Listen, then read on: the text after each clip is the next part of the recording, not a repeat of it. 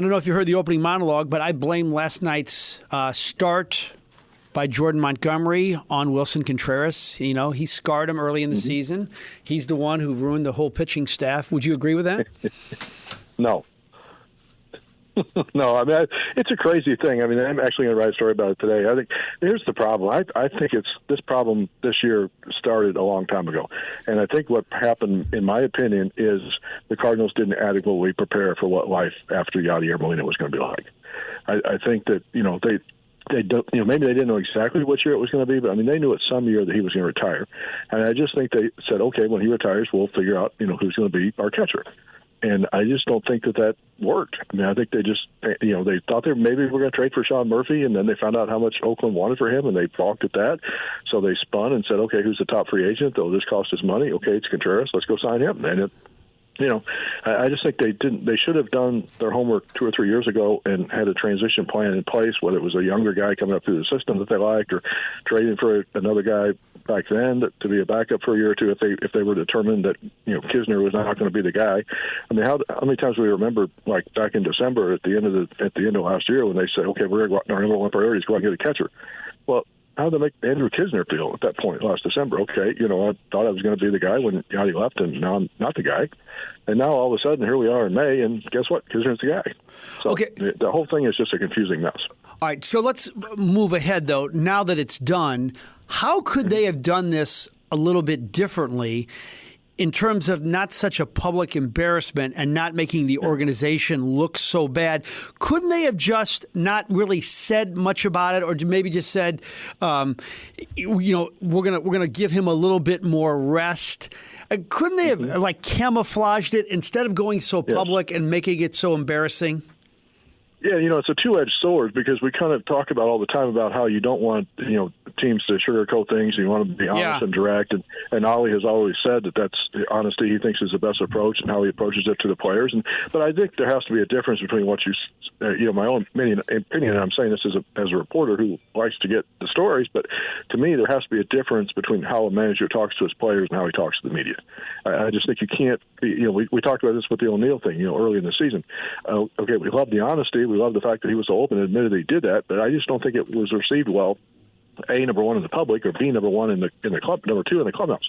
And I think the same thing with this. I do think it could have been handled much, much differently. Even if they wanted to do this, and even if they thought there was a problem with Contreras catching they needed to work on, I think you could have figured out a way to say, he's got a small ankle injury, he's going to take some time off. And I'm not saying you're lying about it, but I think you just can kind of dance around it instead of coming out and just burying the guy and throwing him under the bus. So I've generally been a big supporter of Jack Flaherty. I like him a lot. He's had some bad moments after games with the media. Not terrible, but it's okay, like if Chris Carpenter did that, because he's like a star.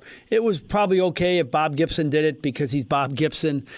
But when you're struggling like him, the humility gene has got to come out. And here's my overall question. Rob, do you think like a couple of years from now, or maybe even by the end of this season, we're going to be saying, Jack Flaherty's just a guy? I mean, I was hopeful that he could be elite again, but he's a good pitcher, but maybe in the end he's not better than Jason Marquis. Yeah, I'm still not ready to go there yet. I still think he has more talent than that. I mean, I guess I'm hanging on to the way he pitched in the first 2 months of 21 and how he pitched the second half of 19, and I know that's a long time ago. But to me, he's not old. I mean, he's still a young pitcher. And, I mean, we've seen guys that, had injuries that took different times and different lengths of time. Maybe he's still not 100% healthy. I'm not making an excuse for him, but I think, there may be some reasons. And I think probably, his frustration at what's going on, it's got to be tied to the fact that, he really needs a good season this year to do what he wants to do, which whether it's to stay in St. Louis or go somewhere else and make a lot of money, and it's because this is his free agent year. So he realizes that every time he doesn't pitch well, that somebody's going to look at that and say, well, I don't know if we want to sign him for that kind of money. So I think it's a personal thing. I think he wants the team to win too, but I also think he's pitching for that contract. And sometimes that's hard. Sometimes that's, you got to try to block all that out and just worry about that when the time comes and not try to worry about that during the season. And I'm not saying that's what he's doing because we haven't had that conversation, talked about it, but to me, it would be human nature probably really to be that way. Boy, doesn't it seem like a foregone conclusion that this is his last year? Like kind of a gut feel, the way it's trending here. Yeah, I don't know. Because, I think you have to look at the fact of who who would this team have? Right now they have 2 starting pitchers under contract for next season. I know they have more guys coming in the minor leagues, but you got Matz and you got Michaels. So you're going to have 3 more starters from somewhere. And I know, everybody thinks Liberatore will be one of them. Graceffa might be another one. They got Thompson, hopefully transitioning to be a starter. So they've got some guys there. But we all talked about how that all winter this Cardinals didn't do enough to build up this pitching staff. And right now you're looking at a 2024 rotation that would be even, not as good as this one. So, is Flaherty better than some of the other guys out there? I mean, Aaron Nola's going to be a free agent, but he's going to cost a lot of money, and I wouldn't be surprised if he has a deal with Philadelphia before he even hits free agency. So I'm not ready to say that's going to be the end of Jack Flaherty yet. Yeah, and I'm not ready to say he's not going to be a really good pitcher. I think he's going to be fine. But does that the hot topic from the other night, the fastball when he was throwing it 90 miles an hour and Dansby Swanson hit it a long way, is that troubling at all?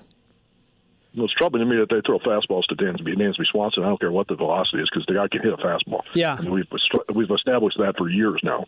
So that's the first problem that they've got. Whether no matter what it's 90 or 95 or whatever, But I think, to me, that's where again a pitcher has to take more ownership of what he's throwing. I mean, that goes back to the Contreras thing. I mean, it's easier now. Well, there's 2 things. Number one, it's harder now in the pitch clock era to shake off a catcher because you just don't have that much time if unless you're getting the signal really early in the count. So if the catcher's calling a pitch that the pitcher doesn't want to throw and he tries to shake him off, it's going to be a problem because of the timing involved. But the second thing is, because of the pitch comp, I really think that the pitchers, especially the veteran guys who have some established careers and pedigrees in the league, they ought to be calling their own pitches. If they don't like the way the catcher's calling the game, let them call their own game. Let them make the speed of signal and call the pitch. So, I don't know. Again, we're not involved in the meetings. We're not there in the clubhouse. I don't know if that's something that's been discussed or brought up, or if it's actually happening with some of the guys. I'm not sure. But to me, I still think the blame onus for almost everything that's happened with the pitching staff this year, to me, it falls more on the pitchers than it does on the catchers. Yes, well stated. I'm wondering, I haven't looked in the dugout real closely, but is this the way it's working during this period that Willson Contreras is with the pitching coach, Dusty Blake, and with the manager, and they're sitting close to each other, and they're going over things during the course of the game? And would you anticipate Contreras back behind the plate in a couple of weeks? The first part of your question is I'm not sure because when the games are out of town, we're not there. The only shots we get are whatever they show of the dugout. We can't watch the dugout, the rest of the time that the camera's on something else. So I have seen him in the pictures at some point, but how much time he's actually spending next to those guys, when their pitcher's on the mound, I'm not 100% sure of. I was out of town last weekend, so I didn't see those couple of games on Saturday and Sunday here too. So it's hard for me to comment on that. But that was what they said the plan was going to be, was that he was going to sit there and not necessarily even as much as during the game as there's some of the meetings beforehand and can evaluate afterwards and stuff like that. So I'm sure that he's doing what they're asking him to do as far as, trying to see what maybe areas that they could improve on. And I do think you'll see him back behind the plate at some point. I don't know when. But, well, for one thing, Kisner can't catch every day. So you're going to have to find some games that you think he could catch with him. Maybe he'll end up being one of those situations like, Kisner in the past pretty much caught Michaelis, so maybe he'll try to find a guy, whether it's Wainwright or somebody else that can call his own game, that you can pair him with Contreras. I think there'll be some situations where he'll be back behind the plate. If Nolan Gorman is arguably your best offensive player, or right behind Paul Goldschmidt, do you think you have to get him some at-bats against lefties? Yes. Yeah. How much longer do you think they can do this? I know they got to keep the right-handed hitters relatively sharp, but if this guy's your best and you're trying to develop him, you're not going to just play him against right-handed pitching. Yeah, and the interesting thing to me, and I've had this conversation with other people before, is you're looking at a team right now that's 13-25. Okay, they're 12 games under 500. It's their worst start, actually, statistically, since 1907. Now, I'm not saying that they're going to, finish, 12 games under 500, but right now, to me, one of the things you can take away from this year is find out about some of these young guys. That's again why I was kind of against the Jordan Walker demotion. This would have been an opportunity to. You're not necessarily giving away the season, but it's a fine to try to find out about some of these guys, and that would be why I would put Gorman in that category about what he can do against left-handed pitchers. I mean, I know he's struggled a little bit against it, but it's probably because he doesn't have a lot of experience against them. And as comfortable as he is at the plate right now against right-handers, I'd give him a shot against the left-handers to see what he could do. So is your best case with Paul DeYoung let's just say the team is not going to contend, is for him to continue just to hit really well, and he could yield a nice chip at the trade deadline because Mason Wynn should be here next year? Or how do you see that? Yes, that's how I see it. I mean, he's got an option.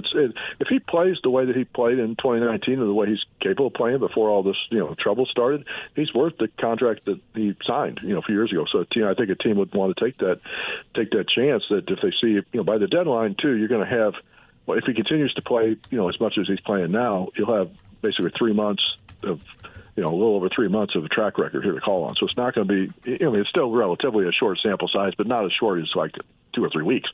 So I think that would be something that a team would take a look at. Now, you won't get a ton of value in return because of the fact it would be a rental, because they would then have to decide if they're going to pick up the option, unless they pick up the option at the time they make the trade. So I don't think I'd be couching what you think you'd get in return for him. You could get, I think, a prospect or something, but I don't think it would be an overwhelming deal. Only 40 at-bats for Jordan Walker in Memphis. He's hitting 175. What are your people telling you? What have you seen?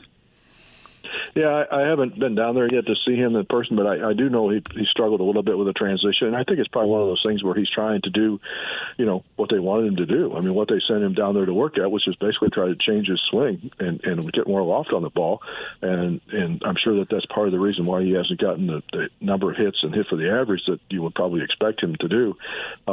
And I just don't understand that whole thing either, because to me, one thing I've always been taught about young players, and last time I looked, 20 years old was still a young player. I don't care what level of league you're playing. You can still be an A-ball at 20 years old and be a young player.